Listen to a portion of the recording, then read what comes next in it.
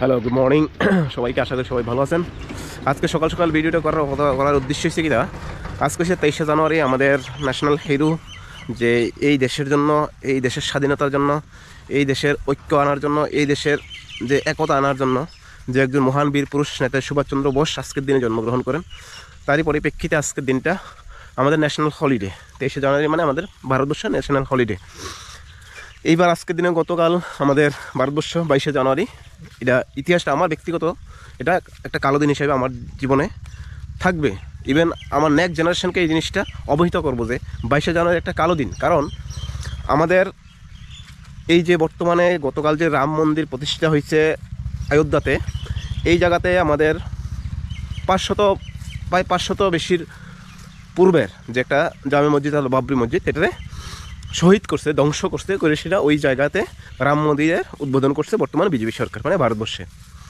এইবার প্রশ্ন হচ্ছে গিয়া, এটা খবর মানে তারা যে মিডিয়ার মাধ্যমে দেখতে পারি, যে খবর সূত্রে জানতাম পারি যে 1926 সালে যখন বাবর এই ভারতে আক্রমণ করে, তখন 1926 সালে, এর আগে অনেকবার আক্রমণ করছে যদিও, তারপর 1926 সালে 1526 সালে যখন বাবর আক্রমণ করে, তার সাম্রাজ্য গঠন করে এই ভারতবর্ষের বুকে, তখনকার এই বাবরি মসজিদে অযোধ্যাতে নাকি রামের জন্মভূমি আসলো, যে শ্রীরামের জন্মভূমি আসলো, ওই জায়গাতে নাকি যে মন্দির আসলো ওইটাকে ধ্বংস করে সেটা বাবরি মসজিদের মানে উদ্বোধন করা হয়, বাবরি মসজিদ নির্মাণ করা হয়। এটা হচ্ছে তাদের বক্তব্য।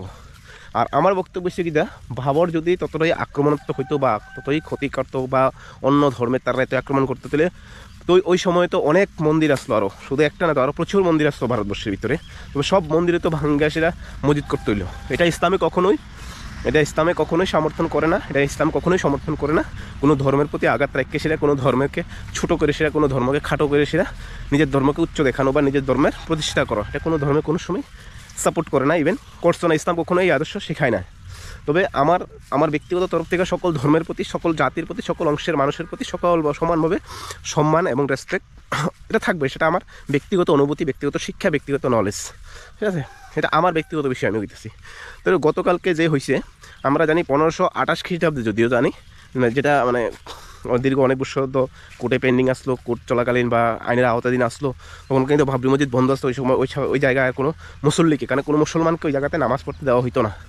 তো তদ্রূপভাবে 1528 খ্রিস্টাব্দে নাকি বাবর ওই জায়গাতে যে রামের জন্মভূমি আসলো, শ্রীরামের জন্মভূমি আসলো, ওই জায়গাতে এটা ধ্বংস করে সেরা বাবরি মসজিদ নির্মাণ করে বাবরের নামে, ঠিক আছে?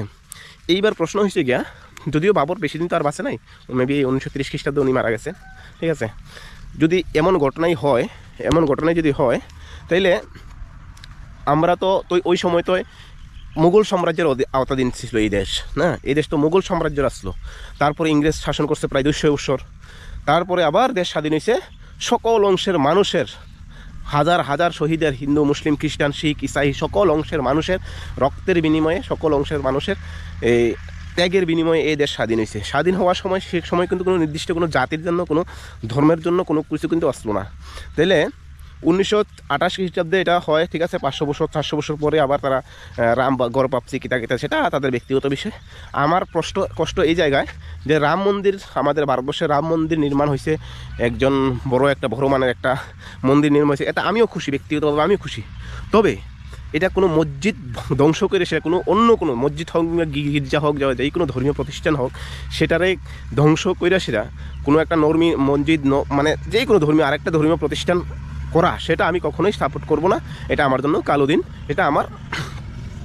এটা বিরোধিতা এখনও করি, তখনও করছি, ইনশাল্লাহ ভবিষ্যতেও করব। এবার আমার প্রশ্ন হচ্ছে, যদি সেখানে থাকে, তাহলে আমরা স্বাধীন ভারতবর্ষ কোন সময় স্বাধীন হয়েছে? 1947 সালে 15ই আগস্ট। আর সংবিধান কবে সালে হয়েছে? 1949 সালে 26শে জানুয়ারি সংবিধান হয়েছে, ঠিক আছে? তারপরে ওই সংবিধানের ভিতরে যে আমাদের যে আইন, যে আমাদের ভারতবর্ষে কীভাবে চলবো, আগামী প্রজন্ম মানে আগামী বছর স্বাধীন হওয়ার পরে দেশ কীভাবে চলবো, স্বাধীন হওয়ার পরে দেশ কীভাবে গঠন হইব, স্বাধীন হওয়ার পরে দেশের আইন ব্যবস্থা কী হইব, শাসন ব্যবস্থা কী হইব, সব কিছু কিন্তু উল্লেখিত আছে কিন্তু আপনার এই সংবিধানের ভিতরে। তাহলে সংবিধানের ভিতরে লেখা আছে যে ভারত হইব ধর্ম নিরপেক্ষ একটা কান্ট্রি, মানে ধর্ম নিরপেক্ষ একটা দেশ হইব, যে দেখে আপনাদের ধর্মীয় যে অ্যাক্টিভিটিস, ধর্মীয় যে আপনার রীতিনীতি আপনি নির্বিঘ্নে আপনি পালন করতে পারবেন, সেটা কেউই বাধা দিতে পারতো না, যে সংবিধান অনুযায়ী আইন। আর যেই জায়গায় স্বাধীন হওয়ার পরে, মানে স্বাধীন হওয়ার সময় যেই জায়গায় যেই কোনো ধর্মীয় প্রতিষ্ঠান থাকবো, যেই জায়গায় যেই কোনো ধর্মীয় প্রতিষ্ঠান থাকবো, এটা আজীবন থাকবো, আর এটা কোনোভাবে এটা ধ্বংস করে সেটা অন্য কোনো কিছু করা যাইতো না। এটা আমার সংবিধানের আইন অনুযায়ী। কিন্তু এই ভারতবর্ষ বিজেপি সরকার আসার পর উগ্র হিন্দুত্ববাদীরা যখন এই অবস্থা দেখছে যে সংবিধানের এই আইনকে বুড়ো আঙ্গুল দেখায় সেরা তারা মসজিদটা ধ্বংস করছে, কইরা সেরা তারা রাম মন্দির নির্মাণ করছে। বেশ ভালো কথা। আমার প্রশ্ন, এই রাম মন্দিরকে কেন্দ্র করে সেটা ভালো কথা, সবাই ধর্ম ভাই যার যার ব্যক্তিগত বিষয়, আপনার ভালো লাগলে করলেন, আপনার না ভালো লাগলে আপনি করলেন না। আমি এখন মুসলমান আছি, আমি মুসলমান ধর্ম ভালো লাগলে আমি মসজিদে যাবো, না ভালো লাগলে যাতে আপনার সেটা ব্যক্তিগত অভিমত। আমাকে আপনি অ্যাপ্রোচ করতে পারেন না, আপনি রিকোয়েস্ট করতে পারেন, অনুরোধ করতে পারেন, বা আপনি আমাকে জবরদস্তি করতে পারেন না। কারণ ধর্মটা হচ্ছে যার যার মনের আত্মার শান্তির জন্য মানুষ এই ধর্মটা বেসিক্যালি পালন করে। তাইলে যখন এই রাম মন্দির নির্মাণ হয়, বিভিন্নভাবে এটার প্রচার করা হয়, মানে সরকারের তরফ থেকে পার্টিগতভাবে বিভিন্নভাবে প্রচার করে সে স্কুলের কচি বাচ্চা, যারা অবোধ শিশু, যারা বিদ্যালয় সরকারি গভর্নমেন্টের স্কুলের ছাত্রছাত্রীদের দিয়ে সেটা ধর্মীয় র্যালি করায়, সাথে বিধায়ক থাকে, মণ্ডল প্রেসিডেন্ট থেকে শুরু করে বিজেপির সব কিছু শুরু করে, এটা আমরা উদয়পুর, অমরপুর সব জায়গায় দেখতে পারি।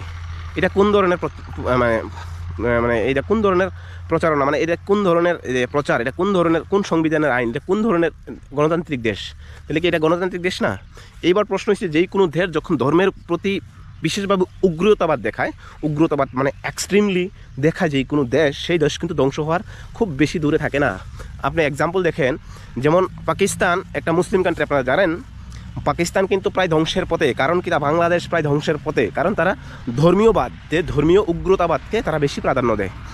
সেম কান্ট্রি মনে করেন বিশ্বের মধ্যে এখনও বর্তমানে Islamic country more than 57 to 58, মানে 58-এর বেশি আছে সারা ওয়ার্ল্ডের ভিতরে মেবি 200 বা 193, আর এমনি সব মিলে সেটা মোর দ্যান 200 কান্ট্রি আছে, মানে 200-র বেশি দেশ আছে। এর মধ্যে 57, মোর দ্যান 57, মানে অ্যারাউন্ড 60টা, মানে 60 কান্ট্রি আছে মুসলিম কান্ট্রি।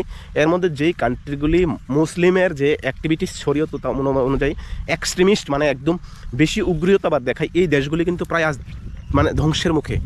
কারণ অন্য কান্ট্রি মনে করেন দুবাই, কুয়েত, কাতার, ওমান, ইয়েমেন, যে দেশগুলি আছে, এই দেশগুলি কিন্তু মুসলিম কান্ট্রি। তারপরও তারা ধর্মীয়টাতে কিন্তু তেমনভাবে উগ্রতাবাদ দেখায় না। তারা এটা একটা সামাজিকতা, একটা ধর্ম যার প্র্যাকটিস করবো।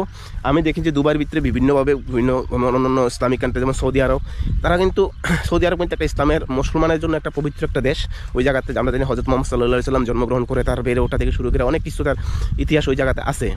তারপরেও ওই দেশের মানুষ কিন্তু সকল ধর্মকে সমানভাবে সম্মান করে, সেটাই তাদের একটা বড় জিনিস। আর এই কারণেই এই দেশগুলি কিন্তু ক্রমাগত উন্নয়নের দিকে এগোচ্ছে, আধুনিক শিক্ষাকে তারা বেশি প্রাধান্য দিচ্ছে, প্রত্যেক ধর্মের প্রতি তাদের সম্মান আছে, যেমন কুয়েত, কাতার যে দেশগুলি আছে।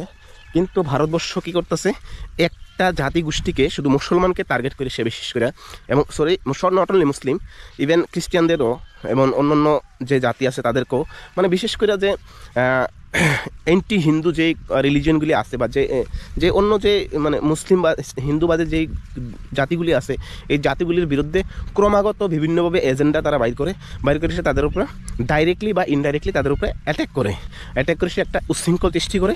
আর এইভাবে তারা ক্রমাগত তাদের ক্ষমতা সাহিত্য সাধন বজায় রাখার চেষ্টা করে। সেম এটা অন্যান্য কান্ট্রিতে আমরা অনুভব করতে পারি। কিন্তু অন্যান্য কান্ট্রির সাথে যদি আমরা ভারতবর্ষে মিলাই, তবে ভারতবর্ষ কিন্তু ওই ক্ষেত্রে এক না। কারণ কি, ভারতবর্ষ হচ্ছে ধর্মনিরপেক্ষ গণতান্ত্রিকদের যখন সংবিধান রচিত হয়েছে এই দেশে, যখন সংবিধান যখন তৈরি হচ্ছে, ওই জায়গাতে কিন্তু সুন্দরভাবে লেখা আছে এই দেশে কারোরে কোনো ধর্মের প্রতি কেউ আঘাত আনতে পারবো না, কোনো ধর্মের প্রতি কেউ কোনো কিছু করতে পারতো না, কোনো ধর্মের প্রতি কেউ কোনো করতে পারতো না। এই দেশে এই সংবিধানে ওই মূলে কিন্তু আমাদের দেশ চলার কথা। কিন্তু বর্তমানে সেটাকে দেখা যায় না। বর্তমানে যেহেতু হিন্দুর সংখ্যা গরিষ্ঠ এই দেশ, তবে উগ্র হিন্দুত্ববাদী যারা আছে তাদের, আমাকে অনেকেই সোশ্যাল মিডিয়াতে গালিগালাজ করেন, অনেকেই অনেক কিছু বলেন, যারা নন মুসলিম আছেন, আমি তাদেরকে স্যালিউট জানাই, তাদেরকে রেসপেক্ট করি। আপনার কাছে আমার একটা সিম্পল কোয়েশ্চেন আছে। মনে করেন আপনি যে বাড়িতে থাকেন আজ থেকে মনে করেন 100 বছর আগে ওই বাড়িতে অন্য কোনো একজন ব্যক্তি আসলো, বা 200 বছর আগে অন্য কোনো একজন ব্যক্তি আসলো। কালের বিবর্তনে বা সময়ের বিবর্তন হয়তো ওই ব্যক্তি ওই জায়গাতে নাই। আপনার বাড়ি যদি এখন এসে ওই ব্যক্তি যদি আপনার কাছে ডিমান্ড করে আমার বাড়ি ফিরাই দেন, আপনার সব সম্পত্তি যা আছে সব ঘুরাই দেন, আপনি কি দিবেন? দিতেন না। কি হয়েছে আগে সেটা না, কারণ ওইটা ছিল দেশ স্বাধীন হওয়ার আগে, সকল ছিল মোগল সাম্রাজ্য, তখন মোগলরা এই দেশ শাসন করতো, মোগলরা এই দেশের করতো। কিন্তু বর্তমান হয়েছে আমরা দেশের স্বাধীন হওয়ার পরে যে এই কাজগুলি হইতাছে, এগিয়ে ঠিক আপনার বিবেক বুদ্ধির কাছে আমার কাছে প্রশ্ন যে আপনারা যে এই যে মানে যে এক্সট্রিমিস্ট দেখাইতেছেন, এটা কি ঠিক আপনার বিবেক মানে বিবেকের? হয়তো আপনার কাছে আপনার ধর্মটা ভালো, আমি জানি, আমার কাছে আমার ধর্মটা কিন্তু ভালো, প্রত্যেক মানুষের কাছে প্রত্যেক ভালো। তবে আপনি ধর্মের সব কিছু যে উগ্রতাবাদ ভাত দিয়ে আপনি মানবিকভাবে একটু চিন্তা করেন যে কারোর সম্পদ বা কারোর একটা ধর্মীয় প্রতিষ্ঠানে কি বাই ফোর্স কোনো কিছু নেওয়া ঠিক। তবে আমি আজকে খুশি হইতাম যদি ওই জায়গাতে ঠিক আছে মসজিদ, যেহেতু এটা বিবাদ, এটা যাতে একটা ভারতবর্ষের ঐক্য নষ্ট হওয়ার সম্ভাবনা যে এমন থাকতো, তাহলে একটা ভালো কিছু করা দরকার আসলো, অন্য কোনো একটা কিছু করা দরকার আসলো, এটা সার্বিকভাবে এবারে সকল অংশের মানুষ এটা ইউটিলাইজ করতে পারে, সকল অংশের মানুষ এটা উপকার হয়, এমন কোনো কিছু দরকার আসলো। ঠিক আছে না, এটা না করে সে এটা করছে, এটা উগ্রত্ব হিন্দুত্ববাদের একটা করছে। যাক, ভালো কথা, রাম মন্দির। এবার প্রশ্ন হচ্ছে যে রাম মন্দির প্রতিষ্ঠা করছে, এবার মুসলিম তো অন্য অন্য ধর্মের তারা তো দূরের কথা ওই জায়গাতে। আমি আপনাদের কাছে প্রশ্ন রাখবো, আপনাদের ভিতরে যে চারটা কাস্টের আছে যে কিতা শূদ্র, বৈষ্ণব, ক্ষত্রিয়, এই যে 4 ধরনের মানুষ আছে, ওই 4 ধরনের মানুষকে ওই জায়গাতে পূজা পার্বণ করতে পারবো, মসজিদে প্রবেশ করতে পারবো? পারতো না। এই জিনিসটি বন্ধ করা দরকার আছে। তবে মানে অনেক কিছু বলার থাকে, মনে অনেক কষ্ট। তবে যথাই হোক, যে যাই কিছু বলেন, আপনি আমার বন্ধু হন, যাই কিছু হন, আপনি আমাকে গালি দিতে পারেন, দেন, আপনার কোনো আপত্তি নেই। তো আমার মনের কথাটা আমি মনে প্রকাশ করলাম। এই 22শে জানুয়ারি আমার জীবনের ইতিহাসে এটা সাক্ষী হয়ে থাকবে। এটা একটা কালো দিন ছিল মুসলমানদের জন্য ভারতবর্ষের, সেটা কালো দিন থাকবে। আর আপনারাই হিন্দু শাস্ত্রেই মূল কথা আছে যে কর্মের ফল তুমি পাবেই, কারণ মানুষের জীবনটা চক্রে হারে ঘুরে না, সব কিছুর পুনরাবৃত্তি হয়, সময়ের অপেক্ষা। ইনশাল্লাহ ভালো থাকবেন, সুস্থ থাকবেন, সবাই খেয়াল রাখবেন। আসসালামু আলাইকুম।